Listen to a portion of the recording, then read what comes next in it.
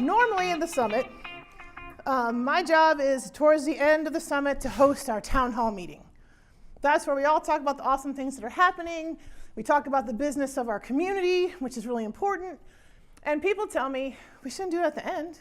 We should do it at the beginning. And I said, okay, then my work here's done, and I get done early. That's awesome. This year is the 5th year of Nabi. It is the beginning of a new center, the Center for Advancing Research Impact in Society, and we're going to talk about that. We're coming towards the end of our original NSF grant that funded Nabi. So we're not saying goodbye to Nabi or closing everything down, but we do want to do a little retrospective, a little bit of good time to remember where we've been and think about where we're going in the future. What we're not going to show you, that I thought would be fun, is to show you my hair from every summit. Because if you've been to all the summits, my hair has changed almost every time. You can't really change the curl, but it's been asymmetrical, it's been long, it's been short. One time it was straight.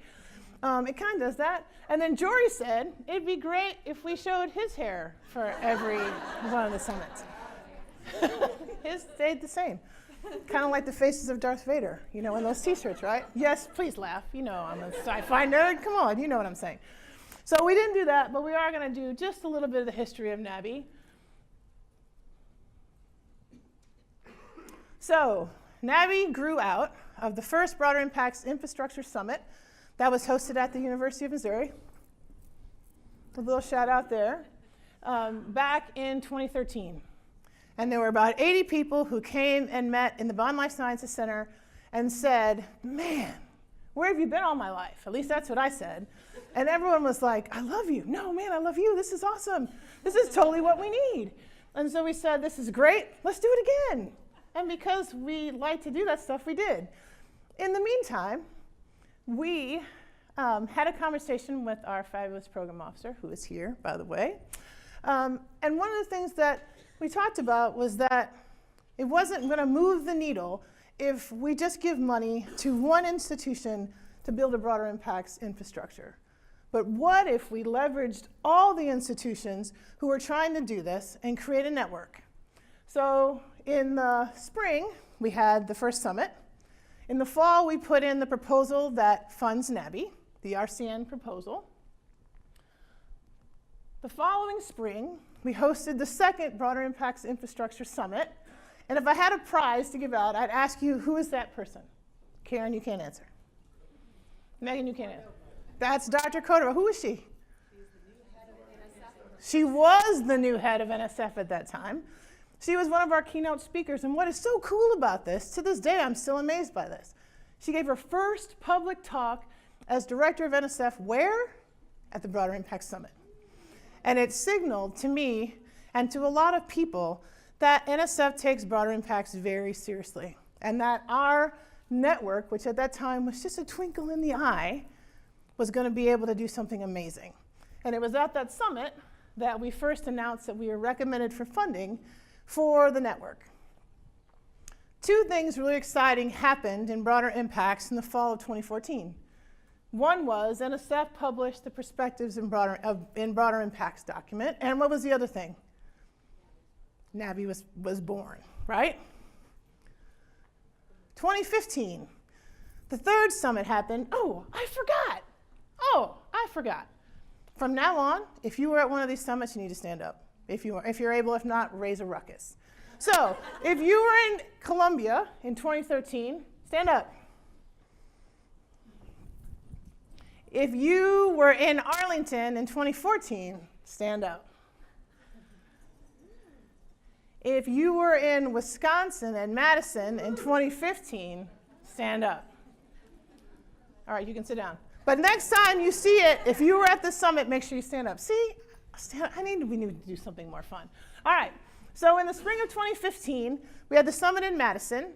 And then in the fall of 15, our guiding principles document was published, which is by far one of the greatest things that we've created. And if you haven't seen them, there's a whole table of about 3,000 of them that I don't want to ship back to Columbia, so take them back with you. Thank you very much. And you'll see a pattern. Summit happens, good things and collaborations happen at the summit, and by the fall, something good happens, right? So let's talk about 2016. Where was this one? Where was it, Kristen Coakley? If you were in Philly with us, stand up. It was a good time. I'm just saying. And you can't really tell, but the picture on the left is one of the things. We had a STEM expo with graduate students at the Morris Arboretum. It was the first time we kind of ventured into this, like, we could do something fun at the summit too, right? Like, go somewhere. And you'll see in those slides that were rolling in the front, you saw Jamie and our colleague from Iowa State laying on that big net. Remember that big nest thing they had? It was so cool, right? We also had a moment of silence at this particular summit. Do y'all remember why? Because Prince died right in the middle of the summit. So we might have played a little Prince during the summit. 2017. How many people were in Stevenson with us at Scamania? How fun was that? That was so much fun. It was very similar to this, not in the weather, but in the fact that we were in a beautiful place, all stuck together, having a great time, right?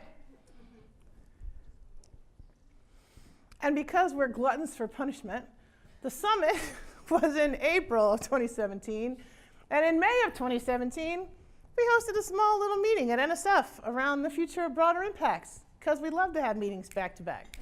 It's such a good time. But out of that particular meeting came the proposal for our center grant. So something good happened that year in the fall. The grant was submitted. 2018, we published the current state of broader impacts document, which is available for download on our website. And on the table out there is a new report from the National Academies of Arts and Science. And on page 3, I think it is a shout out in that report from this document. Last year, this time, where were we? Providence. Stand up if you were in Providence with us last year. Now I want to know who has been at every summit.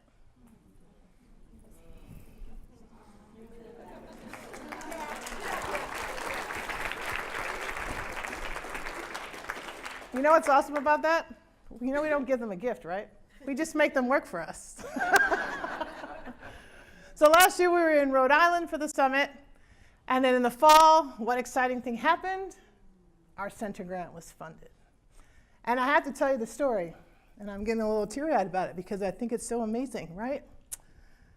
We were waiting to hear from NSF whether we got our center funding. And I had a meeting at our Office of Sponsored Programs, and I came down the hall, and our pre-award person said, hey, you got a minute? And I offhandedly said, hey, did you get an email from NSF? And she was like, yes. And so I said, okay. And so she said, well, it looks like it's 3 years, maybe like $2.2 million. And I was like, wow, that's amazing. And I was getting a little verklempt. And all of a sudden she says, no, it's 5 years, $5.2 million. And then I just lost it. And then I said the same thing I said when my mom drove away and left me with my newborn baby. Who thought that was a good idea? Right? Like, holy cow. So if you don't think we have done a lot in the last 5 years, I would beg to differ. And here we are today in the beautiful Tucson, Arizona, enjoying the mountains and the view and getting ready to head to Biosphere tomorrow. How awesome is that? So let's talk about what we've done the last 5 years. Because the last 5 years have been, in my estimation, pretty amazing. 10,000 guiding principles printed. That's not even counting how many people have downloaded them from the website, because we didn't think to count that this time. New website, we'll be able to do that. People who have downloaded them, printed them out. At least 760 Nabi members, and that keeps growing every day. 278 institutions represented by Nabi. And that's not just academic institutions. That's museums, zoos, and aquaria. That's private consultants. That's public radio. It's everybody who is interested in this work. How amazing is that? 51 trainings. Now, when I look at it, I think, 51 trainings in 5 years doesn't seem like a lot. But if you think about it, that's almost one training a month with volunteers who weren't even being paid to do this work, right? So almost one training a month, 3,300 participants. Between our leadership team, 61 conference presentations, 9 publications, 7 summits. When I first put that on there, I forgot this one, so we had to add it. 7 summits, 834 total attendees over those 5 years. How awesome is that?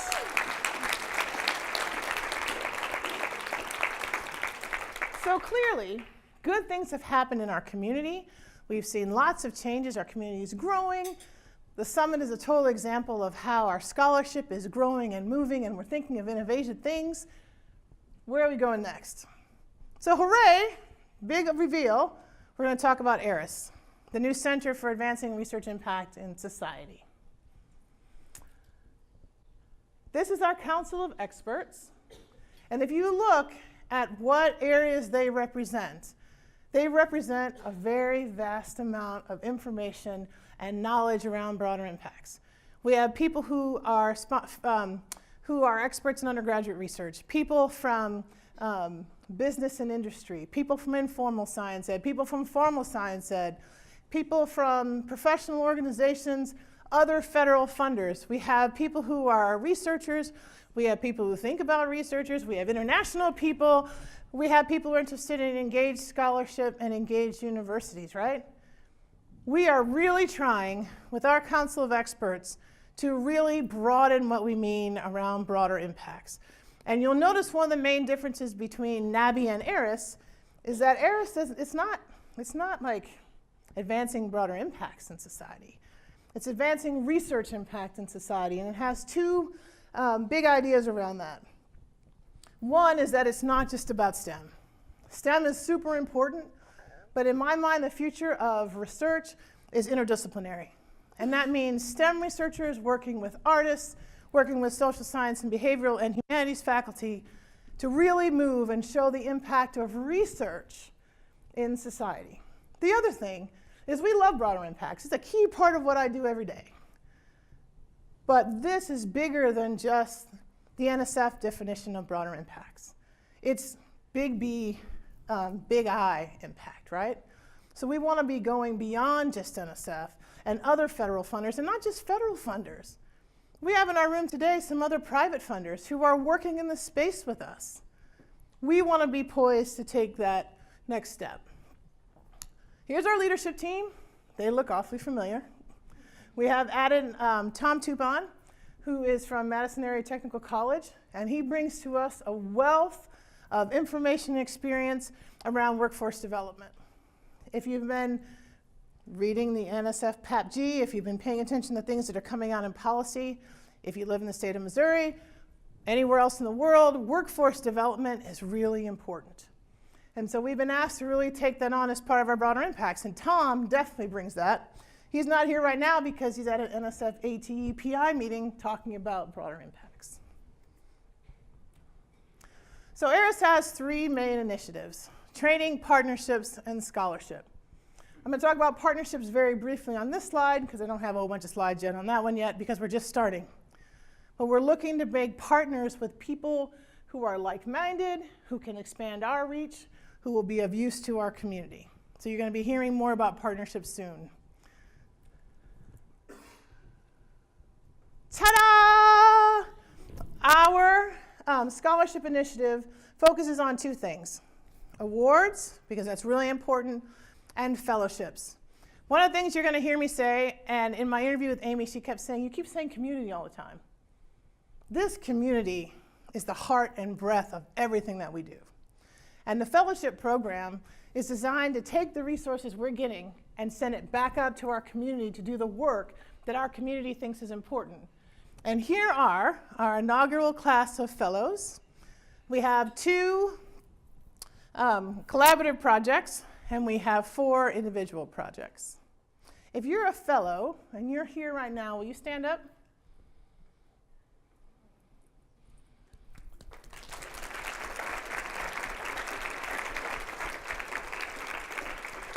And don't worry, because at next year's summit, They will all be here presenting on their wonderful work. I don't have a slide for our awards. If you look in the program, Thursday night we're awarding our first ever BI Champions Award. We're giving them out to 4 outstanding people, 2 of whom are able to be with us this year. You know what awards do for us, right? It elevates our position. It helps people to see value in the work we do, particularly when an outside group or a national group recognizes us. We will have a very robust awards program between now and next summit. Jim Waddell, where are you? There he is. Jim Waddell is the chair of that committee. If you are on our current awards committee and you're here, will you stand up?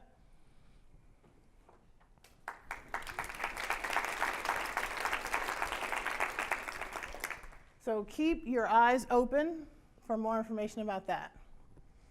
Training and professional development is the lifeblood of Nabi. People asked me, in fact, in the interview today, they said, what was it? Why did you start the first summit? What was the rationale behind it? And I said, I created the conference that I needed to do my job. I had been in my job probably 6 months, and I didn't know what I was doing, right? So people came together, and they said, this is what I need. This is what I need. And I said, great, because we all need it together, right? And from that shared sense of community, these things have come out of it. So training and professional development, we hope that the summit will always be that place for us where we can get our professional development. Under training, we have a couple big initiatives. We want to build capacity within individuals. That means researchers and practitioners. So we're going to have training for both researchers and practitioners.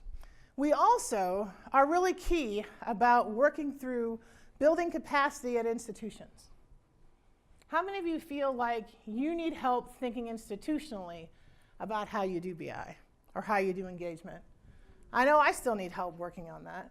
So we're going to take a 2-pronged approach to that. We're going to build capacity within individuals, but also work at the institutional level to make that happen. We have workshops and courses. How many of you have attended one of our trainings or had us come to your institution? No pressure, but was it good? Yes, we love that, right? We love to keep doing face-to-face things, and we intend to keep doing that. But we also realize that we live in a technological age. We got to have a mixture of high touch and high tech. People from Missouri Extension know that I just stole that from my boss, but I really like it. So we're also going to be offering up webinars. We have the ability to offer non-credit courses through Canvas, so we're going to try to do that too. So over the next 2 years, we're really going to be thinking about an integrated approach to training. That doesn't mean you always have to come to us or we come to you, but they'll make it available to you when you need it and at that time. The other thing we're going to do, and we're really excited about this, is we really want to move the needle on institutional infrastructure. So over the next 6 months, you're going to be hearing more and more about our program for institutions to build institutional infrastructure. I told my team this weekend that there's one thing that I'm disappointed that we haven't done yet. And if you were on our listserv about 6 months ago, there was a really robust conversation about how do we start a BI office. And we have not done a webinar on that yet. 1 is coming, and 2, this program is a webinar scaled to an amazing scale. So give us a little time. We're still new, but we will make it happen because we heard the community say this was important, and we will be making that happen. So thanks to you, about 125 people who have filled out our needs assessment. One of the things that's written into our grant, and it's actually one of the large objectives, is that we want to be relevant and responsive to the BI community. We want to be providing you with resources and training and things that you want, because nobody wants to create things nobody wants to use. So if you filled out the survey, we really appreciate it. If you haven't, there's a QR code in the corner. Feel free to click on it with your phone so that you can take this. It's very quick. It takes less than 5 minutes. It's very fast. But here are some of the results of our needs assessment. We asked researchers and administrators, what BI topics do you want to learn more about? Go figure. They want to know how to make a BI activity. They want to know about evaluation, and they want to know about how to communicate the great work they're doing. We asked that same question to BI professionals. No kidding. You want to know how to show the value of the work you do. right? That's important. You also want to know about how do you design a sustainable BI infrastructure at your institution? Because we all know that's really key to what we're trying to do. And how do we do broadening participation better than we are now, right? We also asked what areas represent challenges for more effectively integrating BI into your projects. None of these will surprise you. Researchers and administrators said evaluation. If you've been to any summit, you know we always have a session on evaluation and everybody wants to come because that's a key thing. Opportunities. One of the things that came out not only from this, but from other surveys, is there are a lot of researchers who want to engage with communities, but they don't know how. So how do we create opportunities for them? And then the other is budget. There's a picture of me going like this, and Sarah's like, I totally know what this means. Every time I do a training, I talk to researchers about budget. And I say, how much is the average NSF grant? How much is the average NSF grant per year? $100,000. We got to do some simple math. I'm not a math major. $100,000 a year. How much is indirect? Anywhere from 50 to 60%, right? So let's say 50%. So all of a sudden, $100,000 is now $50,000. And then you want to hire a graduate student, right? And you hire a graduate student, it takes half that money, again. And then you want to pay yourself some summer salary. And then you want to actually put some money towards actually doing the research. And then Susan says you have to put money towards your broader impact, and my hands are straining together. And then Susan says you have to evaluate that. And that costs money, right? And that's where the researchers' eyes glaze over and they're like, I don't know what to do, right? So they want to know how we get budget to do this work. When we asked us the same question, they want funding for programs and staff. How do we build capacity for the work we're trying to do? How do we get institutional recognition and support? Do you see the theme? And how do we get scientists interested in the work that we do? So we would love to hear your voice. Make sure that you take the survey if you haven't already. The other thing about it, because we don't believe in just doing it once, why survey once? Let's do it a bunch of times. It helps our evaluation, but also we're going to do this survey every year because we want to stay current on the things that you want. Ta-da! I get to tell you to go to researchandsociety.org. It's the big reveal. So go to researchandsociety.org. There's lots of good stuff there. We're super excited about it. It's not the end all or be all. There will be more things that come there, but it's the beginning, right? We also have a YouTube channel. We had a YouTube channel before. We actually have a YouTube channel that we know how to log into it now. We might be able to put some new stuff up there that's not from 2014. I don't know. But we have a whole team of professionals who do that, so good for us. We also have Twitter, and we have @ARIS Impacts. So make sure that you follow us, because here's the deal. If you have a YouTube channel and you have less than 100 people, 100 subscribers, and I have to say this because I'm really like reading this straight off the piece of paper because I don't know anything about this. If we have less than 100 subscribers, we have a YouTube URL that's like this big. If you all subscribe to our YouTube channel, we get to make our own. So subscribe. Follow us on Twitter. We totally need it. We're new, we're young, we need this love. Give us some, please. All right, so let's talk about the transition. And I'm about to say something that I never say, and I'm almost hesitant to say it out loud because it's on video, and Jeff Hunt will hear it. For those of you who know Jeff Hunt, he's almost like my nemesis. He's always caused me grief. He tweeted at us today, thank you very much, but he tweeted at us today to remind everyone else that on Friday he's got a thing going on, thank you. But that thing going on Friday, the SciEngage webinar, we did one in February. And we all said, what if we decide to do one in February? We're like 2 minutes old. We can't have anything to say. And Jeff said, as Nabi transitions to ARIS, and I was like, oh, you can't say that out loud. And I was like, we're not transitioning to ARIS. Surprise, we are, totally. Transitioning to ARIS. At least that's what I want to talk to you about. So don't tell Jeff. Jeff might have been right, or right. Let's just say right-ish. So let's talk about the transition. I can't believe it's been 2.5 years, almost 3 years, since we started writing the grant for this, and we've been thinking about this for a long time. I want to say up front that the Nabi community is our main priority. We love you. We want to keep doing everything we can to support the Nabi community. And we've been thinking about this for over 2 years. The last 6 months, groups of people have been talking about this in restaurants in Washington, D.C., over Zoom calls here in Tucson, trying to think about what we think is the next step for our community and how we position ourselves to be ready for what comes next in the next 5 years. And what I'd like to propose is that we go from Nabi to ARIS for many of the reasons that we just talked about. We want to be bigger than just BI. We want to be bigger than just STEM. We want to be thinking about how research impacts society. That doesn't mean we give up BI. We don't do that. That is still core to the mission of what we do every day. But in terms of an organization and how we move forward, we think that this is a really good idea. So what I'd like to propose, and ta-da, we're going to Durham next year. Just slide that in the slide. Between now and our next year's summit, which is April 28th through 30th in Durham, Jory is hosting us there. We're looking forward to have a really good time. We're hoping the Durham Bulls will be in season. We're not sure, but maybe. But between now and next year's summit, we want to have this transition done. Now, you should know something about us if you're worried about the name change. If you've been tracking this organization for the last 5 years, this will be our 4th name change. Who remembers the first original name? Come on. Bionic.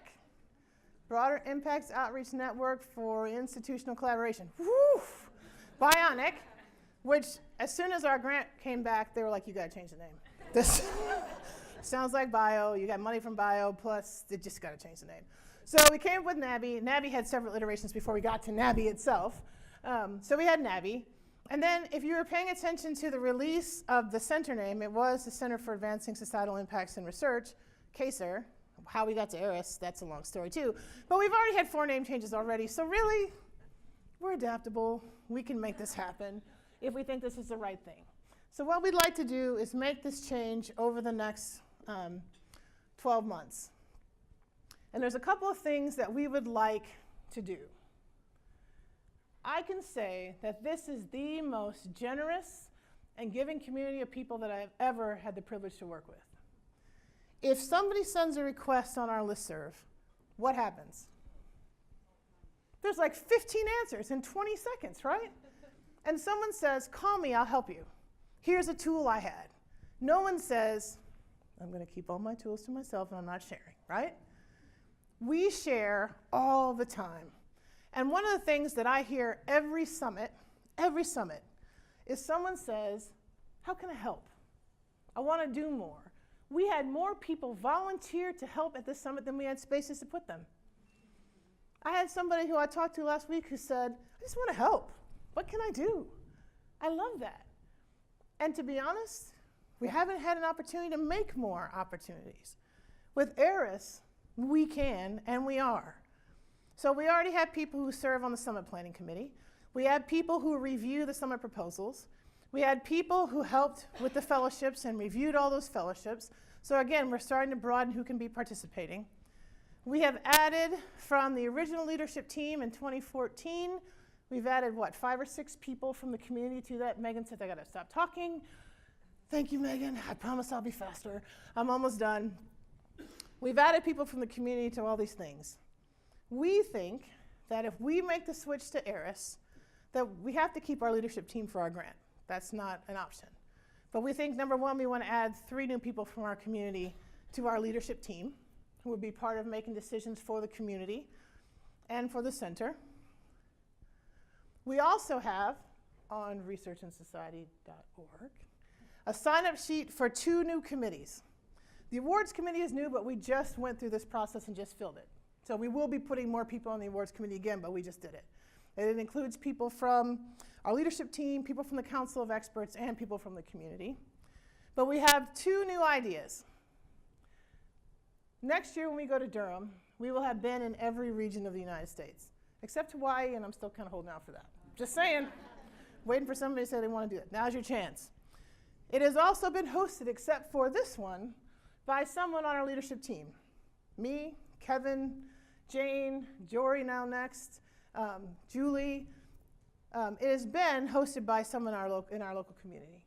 It is time to open up this process for anybody who wants to do it.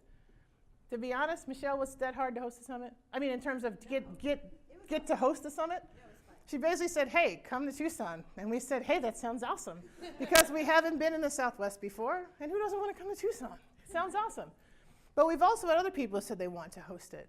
The other thing is, the day that we figured out that we could announce next year's summit at the current year's summit, we were like, yes, we're awesome. And then other people say, we know what our meetings are for the next 3 years. So now we got to do that, right? So we're soliciting people to help us be on the summit proposal team, to help us come up with, what do you need to do? What do you have to have? What are the resources you need to be able to put in a bid for not 2021, but we're starting with 2022, 23, 24, moving forward. So, yes, Michelle. She's like, whew. So we plan to let people from the community decide where we're going to go. So if you want to be on that committee to help us figure out the process, not choosing people yet, but the process and the selection criteria, there's a place to sign up for that. The other committee that we're asking people to help on right now is the transition team. If we decide that we want to move from Nabi to ARIS, and we want to do this thing, we need to transition. We need to think intentionally about how we set ourselves up for the future, who our organization is for, what we're about, and what we want to do over the next 5 years. And so you can sign up to be on one of those committees. Now let's be clear. 760 people on the transition committee is probably not going to work. So if we have a whole bunch of people who sign up, we'll have to choose. How do we choose? We have an algorithm we run. It's really awesome. No, we do not. But what we think about is diversity. What kind of institution you're at. What part of the country are you in? We want people on our committees that represent the breadth of the community. So please, we need your help. We want to hear from you. Volunteer to help. I'm going to take questions and comments in just a minute, but because we're running a little bit behind, I want to say this really fast. We care about what you think about this idea. If you don't like it, we're not going to do it. If you think it's a good idea, we want you to come alongside us to figure out how we do it and do it well. And so here at the summit, we have 3 opportunities for you to talk to us about it. There is a parking lot.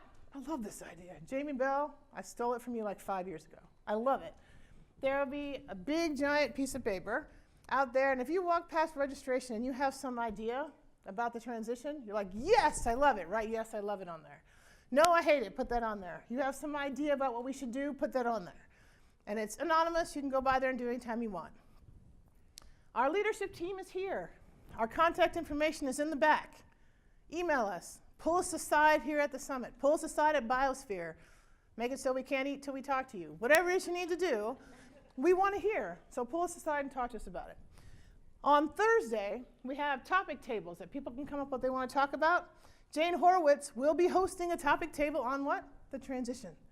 So you have 3 chances and opportunities to do that while you're here. You can email us long past the summit. And then we'll also be doing some webinars for the people who aren't here. We had almost 200 people here. That means that there's close to 500 people, 600 people who aren't in this room. So we have videotaping. It'll be available on our website, researchandsociety.org. And we'll be doing webinars for people who want to ask questions. So there'll be lots of opportunities for our community to weigh in and tell us what they think. And we're going to start that right now. Megan has the microphone. If you have some questions, leadership team, if you have a question or something you want to weigh in on, feel free to weigh in on it. Any questions or comments? Rachel from Kentucky. Thank you. I am curious to learn more about the incorporating the humanities and the arts in with this idea. What do you envision for that, especially in terms of the summit? Do you think that there's going to be professionals from those other disciplines to come and present here, or do you see it more as a collaboration between STEM and STEM researchers and humanity researchers at their local institutions? Yes, all the above. And I should say that ARIS is sponsoring, and we don't have a slide for it, but we can put that out on Twitter, ARIS is sponsoring the Impact of Social Sciences and Humanities Conference that is happening in Washington, D.C., October 16th, 17th and 18th, I think. So if you're interested in going, I would highly recommend it. We're going to be doing some sessions there. But yes, we envision that we will be trying to come up with ways for more researchers to work together. But also, someone asked us on our advisory board, they're like, I don't see anybody in social sciences and humanities on your council of experts. Why don't you do something about that? And I was like, we should do that. So we absolutely are committed to that. Great question. Hello. Who are you and where are you from? I'm Mary Sprax. I'm from University of Wisconsin-Madison. So I'm wondering what people think on the diversity of institutions that are hosting summits. So like, are we making sure that they're not all R1s? Like, I'd like to see some smaller schools, but also with more geographic representation. I'm also from Kentucky. I would love if the summit went to Kentucky. I don't know where it would go, but well, my niece lives in Lexington. I'm in. I'd like to see that. Then sign up for the committee, because that will be the committee's job to come up with that. And I think that's awesome. Absolutely.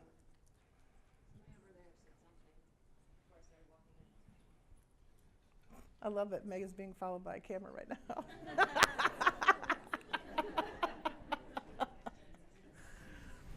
Thank you. I'm Nancy Holmes from the University of Idaho in Moscow, Idaho. And as a semi-newbie, I'd say, to the whole Nabi principles, and what kinds of things are you looking for from the field to contribute to what ARIS is doing? Everything. Whatever you want to give. There's a great exercise that says, what do you need and what can you give? And at multiple summits, including the one in DC, we had a session with that, with what can you give? If you think about something innovative or you think something that you want to do, we are so open to that. How many of you seen Frozen? How many of you wish you'd never seen Frozen? My favorite line in that movie is when she says, can I say something crazy? And what does he say? I love crazy, right? I love new ideas. We love new ideas. So whatever you think that you can do, we would love to have that. Absolutely. Joelle. Okay. Hi, I'm Joelle Clark from Northern Arizona University. You know, our university is thinking about the Carnegie Community Engagement Designation, and I'm just kind of curious about how ARIS might help an institution that is seeking to have that kind of designation. I'm glad you asked that, because guess who's on our Council of Experts? John Saltmarsh from the Carnegie classification. And if you're starting to go through your new classification, there's a new thing on there, and guess what it is? Broader impacts and broader impacts infrastructure. So that's because Nabi's been working with them. Oluduratimi and I spent a lot of time going back and forth with them about how to add that in there. So absolutely, that's something that is absolutely on our radar and will likely be part of the institutional cohort program that we're thinking about. We want to be involved. I figured you would. Susan. Oh, no. Yes, sorry. Kevin Nemi, University of Wisconsin-Madison. Can you just share the funding stream we got from NSF? That to me is so impressive. That is super important. And I think I'm sorry I didn't mention it sooner. I think what is really cool about this, and I think it's important, and we need to take this back with us and make sure we say thank you 1,000 times.